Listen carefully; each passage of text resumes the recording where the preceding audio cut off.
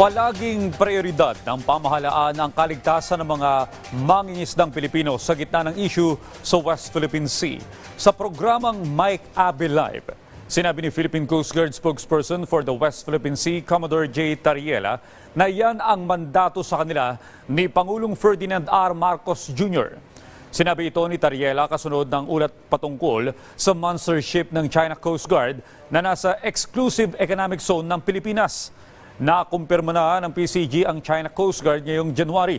Patuloy na nila itong minomonitor at nagsasagawa rin sila ng radio challenge. Pagbibigay diin ni Tariela, nananatili silang committed at hindi mapapagod sa pagtiyak na napapatrolyahan nila ng maigi ang West Philippine Sea.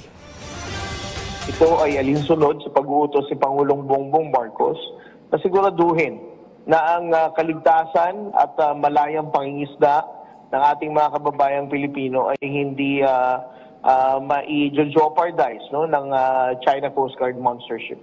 Since day one, we have been pushing them away, farther from the coastline of Zambales, and so far, naging successful naman tayo, sir. We were able to move them further away from the coastline.